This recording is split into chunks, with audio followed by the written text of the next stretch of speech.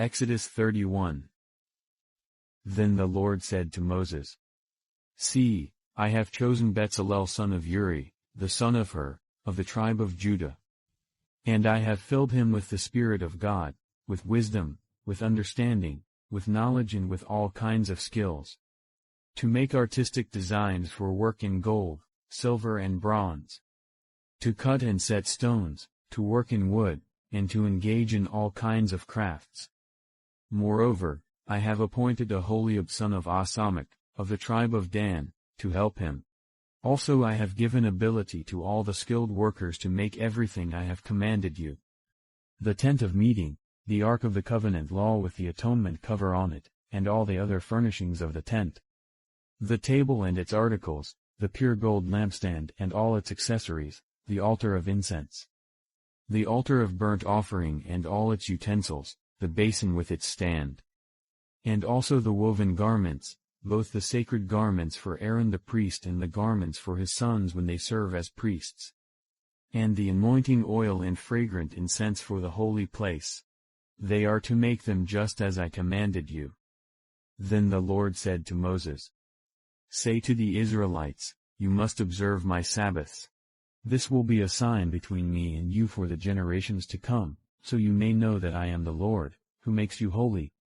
Observe the Sabbath, because it is holy to you. Anyone who desecrates it is to be put to death. Those who do any work on that day must be cut off from their people. For 6 days work is to be done, but the seventh day is a day of Sabbath rest, holy to the Lord. Whoever does any work on the Sabbath day is to be put to death. The Israelites are to observe the Sabbath, celebrating it for the generations to come as a lasting covenant. It will be a sign between me and the Israelites forever, for in 6 days the Lord made the heavens and the earth, and on the seventh day he rested and was refreshed. When the Lord finished speaking to Moses on Mount Sinai, he gave him the 2 tablets of the covenant law, the tablets of stone inscribed by the finger of God. Exodus 32. When the people saw that Moses was so long in coming down from the mountain, they gathered around Aaron and said, Come, make us gods who will go before us. As for this fellow Moses who brought us up out of Egypt, we don't know what has happened to him. Aaron answered them, Take off the gold earrings that your wives, your sons and your daughters are wearing, and bring them to me. So all the people took off their earrings and brought them to Aaron. He took what they handed him and made it into an idol cast in the shape of a calf, fashioning it with a tool. Then they said, These are your gods, Israel, who brought you up out of Egypt. When Aaron saw this, he built an altar in front of the calf and announced, Tomorrow there will be a festival to the Lord. So the next day the people rose early and sacrificed burnt offerings and presented fellowship offerings. Afterward they sat down to eat and drink and got up to indulge in revelry. Then the Lord said to Moses, Go down, because your people, whom you brought up out of Egypt, have become corrupt. They have been quick to turn away from what I commanded them and have made themselves an idol cast in the shape of a calf. They have bowed down to it and sacrificed to it and have said, These are your gods, Israel, who brought you up out of Egypt. I have seen these people, the Lord said to Moses, and they are a stiff-necked people. Now leave me alone so that my anger may burn against them and that I may destroy them. Then I will make you into a great nation. But Moses sought the favor of the Lord his God. Lord, he said, why should your anger burn against your people, whom you brought out of Egypt with great power and a mighty hand? Why should the Egyptians say, It was with evil intent that he brought them out, to kill them in the mountains and to wipe them off the face of the earth? Turn from your fierce anger, relent and do not bring disaster on your people. Remember your servants Abraham, Isaac, and Israel, to whom you swore by your own self, I will make your descendants as numerous as the stars in the sky, and I will give your descendants all this land I promised them, and it will be their inheritance forever. Then the Lord relented and did not bring on his people the disaster he had threatened. Moses turned and went down the mountain with the 2 tablets of the covenant law in his hands. They were inscribed on both sides, front and back.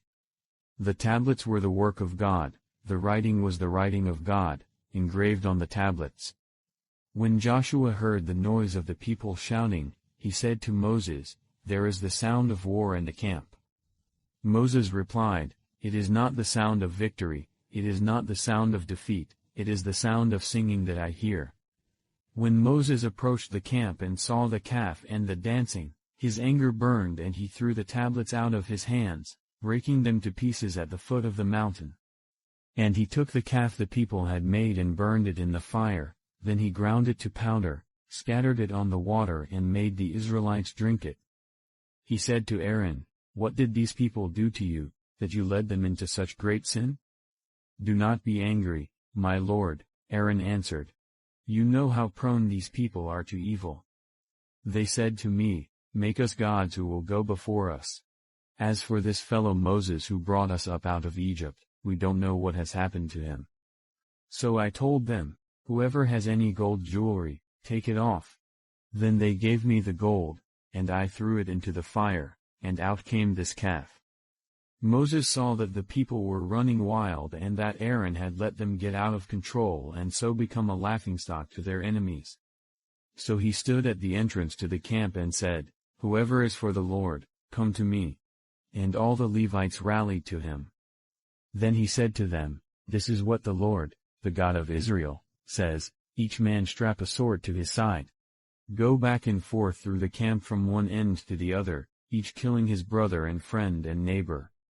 The Levites did as Moses commanded, and that day about 3,000 of the people died. Then Moses said, "You have been set apart to the Lord today, for you were against your own sons and brothers, and he has blessed you this day." The next day Moses said to the people, "You have committed a great sin. But now I will go up to the Lord, perhaps I can make atonement for your sin." So Moses went back to the Lord and said, "Oh, what a great sin these people have committed. They have made themselves gods of gold. But now, please forgive their sin, but if not, then blot me out of the book you have written." The Lord replied to Moses, "Whoever has sinned against me I will blot out of my book. Now go, lead the people to the place I spoke of, and my angel will go before you. However, when the time comes for me to punish, I will punish them for their sin." And the Lord struck the people with a plague because of what they did with the calf Aaron had made. Exodus 33. Then the Lord said to Moses, "Leave this place, you and the people you brought up out of Egypt, and go up to the land I promised on oath to Abraham, Isaac, and Jacob, saying, 'I will give it to your descendants.' I will send an angel before you and drive out the Canaanites, Amorites, Hittites, Perizzites, Hivites, and Jebusites. Go up to the land flowing with milk and honey. But I will not go with you, because you are a stiff-necked people and I might destroy you on the way." When the people heard these distressing words, they began to mourn and no one put on any ornaments. For the Lord had said to Moses, "Tell the Israelites, you are a stiff-necked people. If I were to go with you even for a moment, I might destroy you. Now take off your ornaments and I will decide what to do with you." So the Israelites stripped off their ornaments at Mount Horeb. Psalm 25. In you, Lord my God, I put my trust. I trust in you, do not let me be put to shame, nor let my enemies triumph over me. No one who hopes in you will ever be put to shame, but shame will come on those who are treacherous without cause. Show me your ways, Lord, teach me your paths. Guide me in your truth and teach me, for you are God my Savior, and my hope is in you all day long. Remember, Lord, your great mercy and love, for they are from of old. Do not remember the sins of my youth and my rebellious ways, according to your love remember me, for you, Lord. The apostles gathered around Jesus and reported to him all they had done and taught.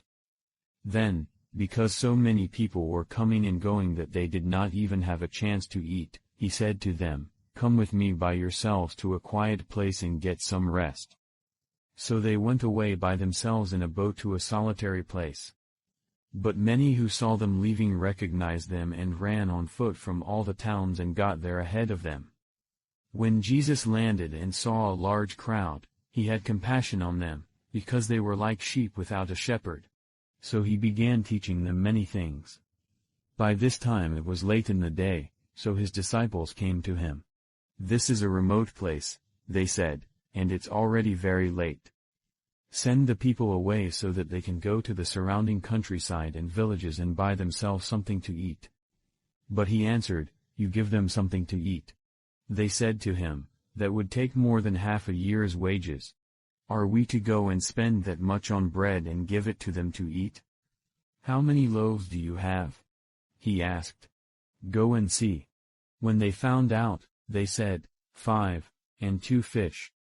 Then Jesus directed them to have all the people sit down in groups on the green grass.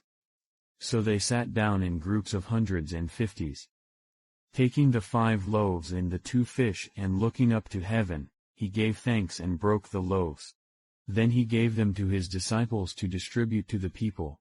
He also divided the 2 fish among them all. They all ate and were satisfied. And the disciples picked up 12 basketfuls of broken pieces of bread and fish. The number of the men who had eaten was 5,000. Immediately Jesus made his disciples get into the boat and go on ahead of him to Bethsaida, while he dismissed the crowd. After leaving them, he went up on a mountainside to pray. Later that night, the boat was in the middle of the lake, and he was alone on land. He saw the disciples straining at the oars, because the wind was against them. Shortly before dawn he went out to them, walking on the lake. He was about to pass by them. But when they saw him walking on the lake, they thought he was a ghost.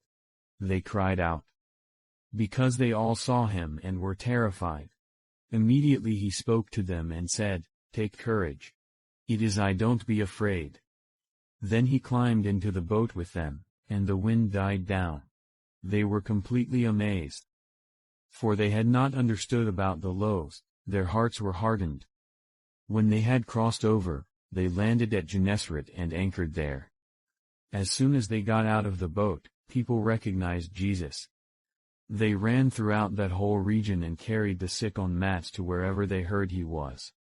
And wherever he went, into villages, towns or countryside, they placed the sick in the marketplaces. They begged him to let them touch even the edge of his cloak, and all who touched it were healed.